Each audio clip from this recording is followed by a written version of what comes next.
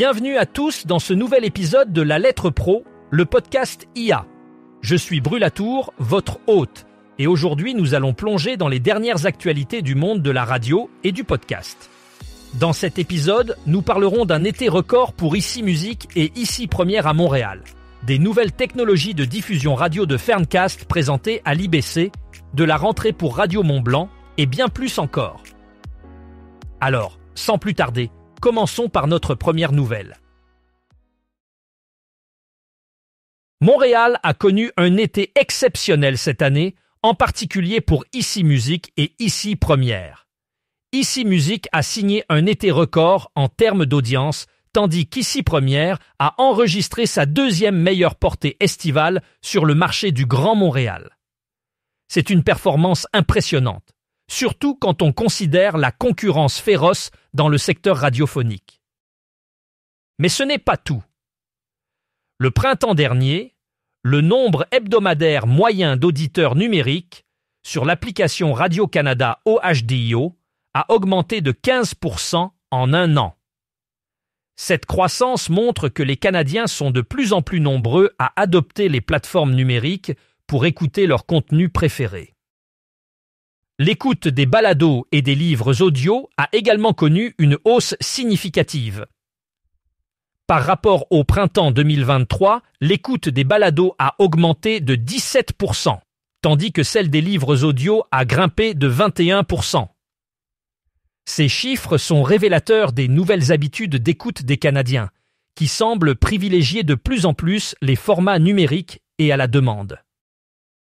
Ces résultats montrent clairement que Radio-Canada réussit à capter l'attention de son public et à s'adapter aux nouvelles tendances de consommation. Félicitations à toute l'équipe pour ces performances remarquables. Ferncast dévoilera les dernières fonctionnalités de son logiciel AXstream et présentera de nouveaux produits lors de l'IBC 2024. Ces innovations incluent la génération de voix assistée par l'intelligence artificielle, l'audio immersif pour la radio, le contrôle automatique du volume et des outils avancés de planification. Les nouvelles fonctionnalités seront démontrées dans une configuration en direct, mettant en valeur leur intégration pour une synergie optimale. Cette saison, Radio Mont-Blanc élargit son offre éditoriale avec de nouveaux contenus et la poursuite des programmes Nouveaux Récits, portés sur l'antenne par de nouveaux visages, ainsi que par leurs collègues fidèles au poste.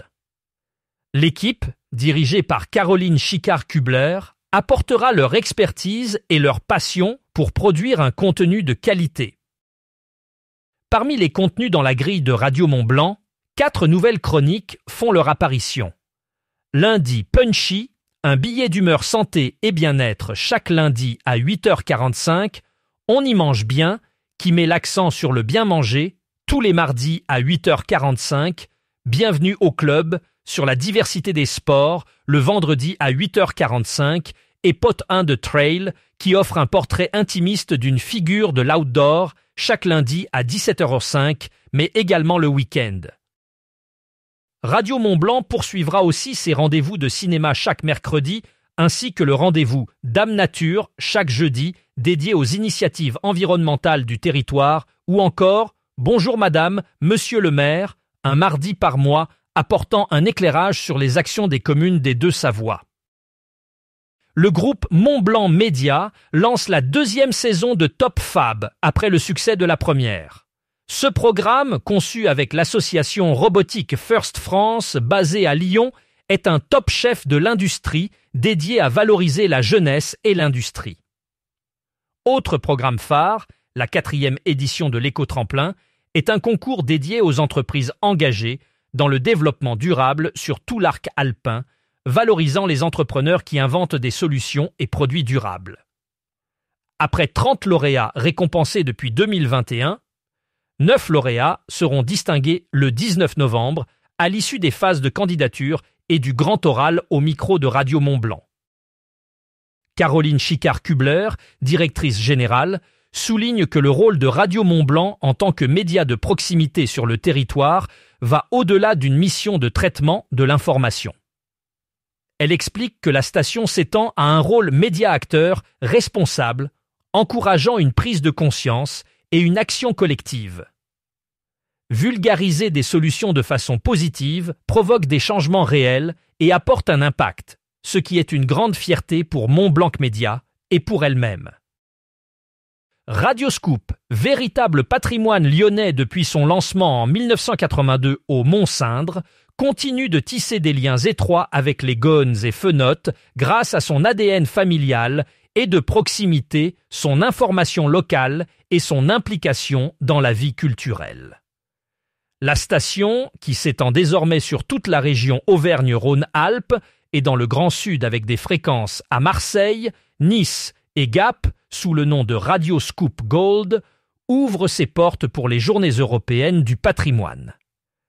Les visiteurs pourront découvrir les coulisses de la radio, participer à un atelier pour s'essayer au métier d'animateur, tester leurs connaissances musicales avec le Scoop Music Quiz et repartir avec une photo souvenir grâce au Photobox.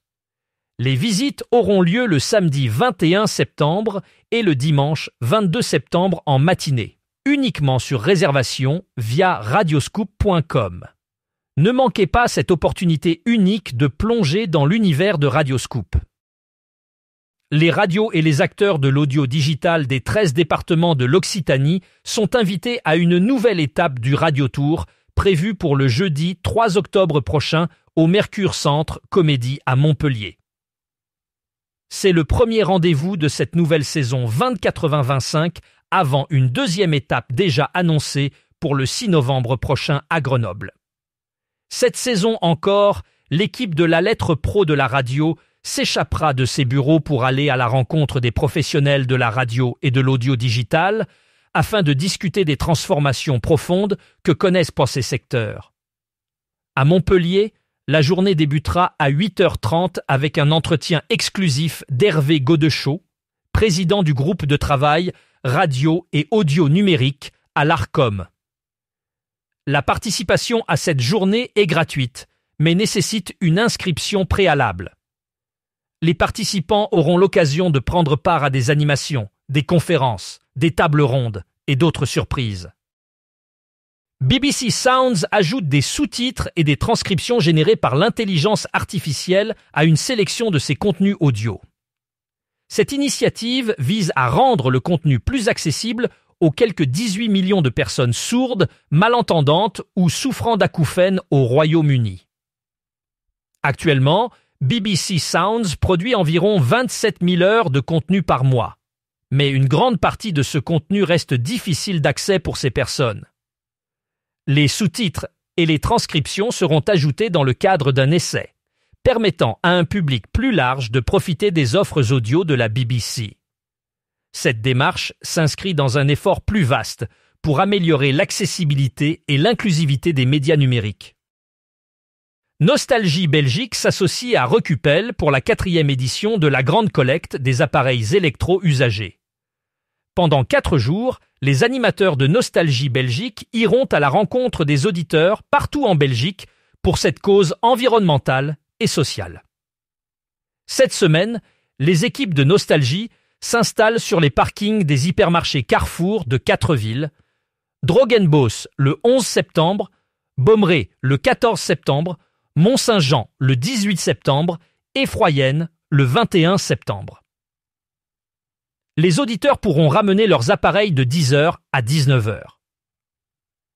Les appareils en bon état et ceux pouvant être réparés soutiendront l'action de l'Asbel Lillotte auprès des sans-abri, tandis que les appareils défectueux seront confiés aux entreprises de recyclage pour démantèlement.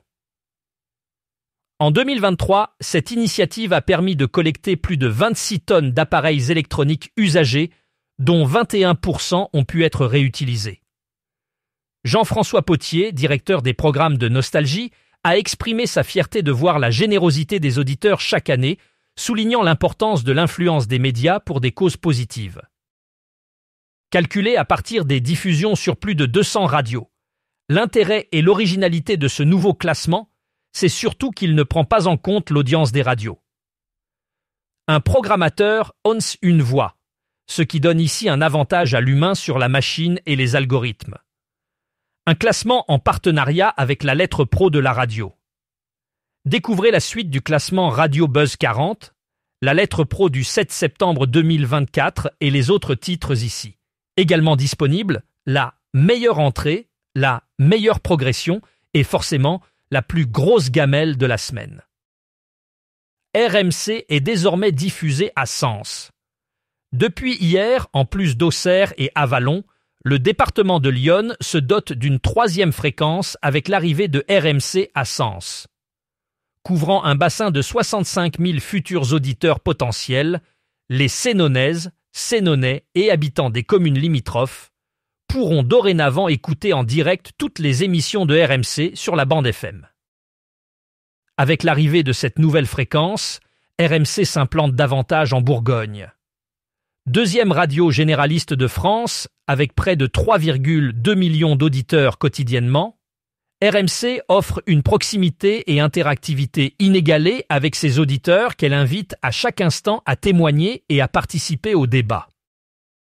Avec cette nouvelle fréquence, la station espère entendre sur ses ondes de nouveaux auditeurs et leur souhaite la bienvenue.